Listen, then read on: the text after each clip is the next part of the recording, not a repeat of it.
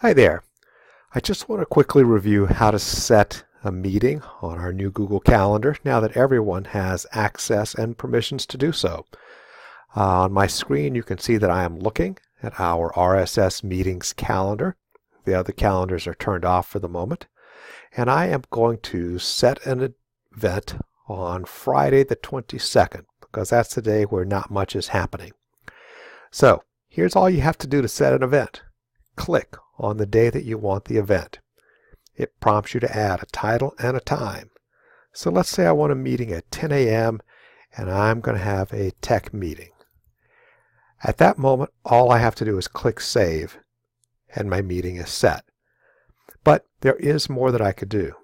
Where it says Add Time, I can adjust that. And if I need to change and say, oh, let's start at 9:30, I can change.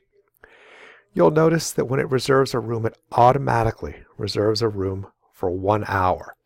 You can change that ending time so that if you need the room for longer or shorter period of time, you can set it to indicate that.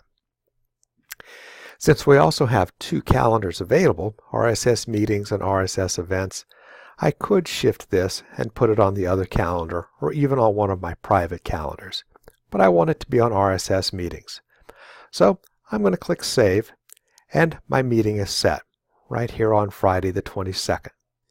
If I wanted to make an edit to that, if I click on the meeting and click on the little pencil, I can edit the event.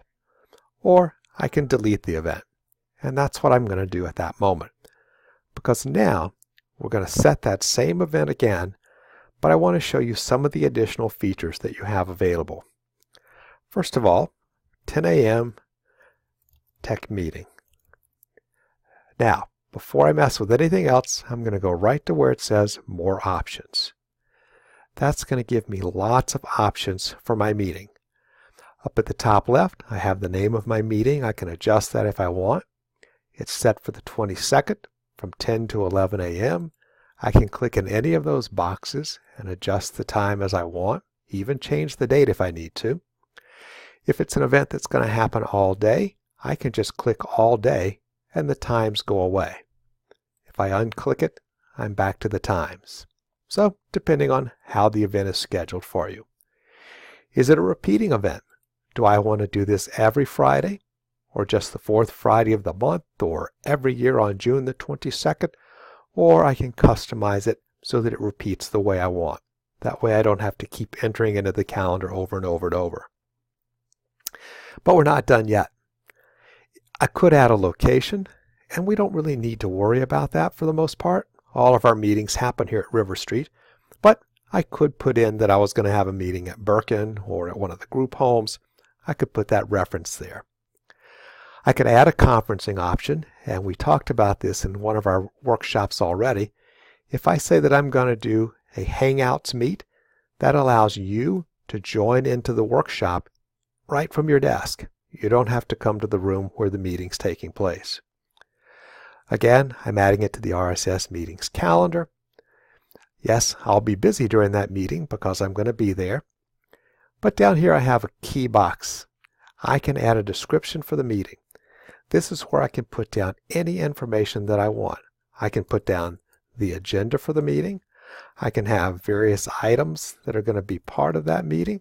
So item 1, item 2, item 3.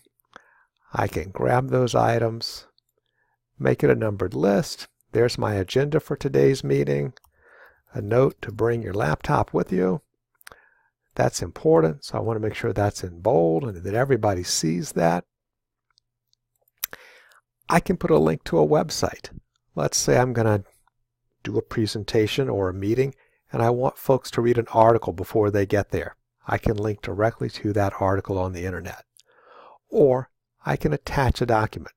If I've got something in my Google Drive that I want people to see, I can pick that document, add it, and now that document will be available to everyone prior to the meeting so that they can see it in advance. Also over here on the side, I can add guests. It's a tech meeting, so it makes sense that I'm going to add Jeff. So I click Jeff. He's one of the guests. I can put all the guests that I want if it's a meeting with just a few people. By adding guest, once I click Save, these folks will get an email invitation telling them, look, you've been invited to a meeting on June the 22nd at 10 a.m. If I change the time or delete the meeting for some reason, those people will be notified.